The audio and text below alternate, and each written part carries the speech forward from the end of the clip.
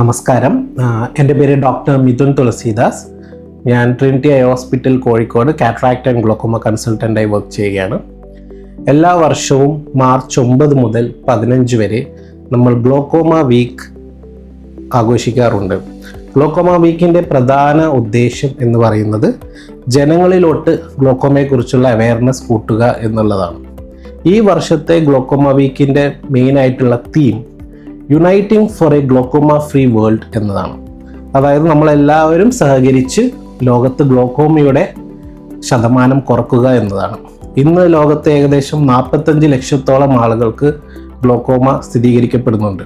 അതിൽ 12 മുതൽ 13% വരെ ആളുകൾ ഗ്ലോക്കോമ കാരണം കാഴ്ചശക്തി നഷ്ടപ്പെടുന്നവരുമുണ്ട്.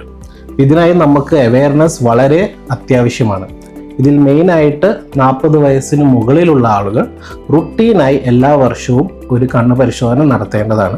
ബിക്കോസ് ഗ്ലോക്കോമ ഒരു സൈലന്റ് ഡിസീസാണ്.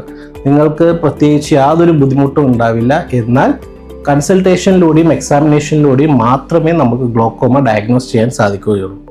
ഇതല്ലാതെ വീട്ടിൽ വേറെ ആർക്കെങ്കിലും ഗ്ലോക്കോമയുടെ ബുദ്ധിമുട്ടോ കാരണങ്ങളോ എന്തെങ്കിലും ഉണ്ടെങ്കിൽ നിങ്ങളും ഗ്ലോക്കോമ കൺസൾട്ടേഷൻ ചെയ്യേണ്ടതാണ്. അപ്പോൾ നമുക്ക് എല്ലാവർക്കും ഈ വർഷം uniting for a free glaucoma world ആകട്ടെ എന്ന് ആശംസിക്കുന്നു. Thank U.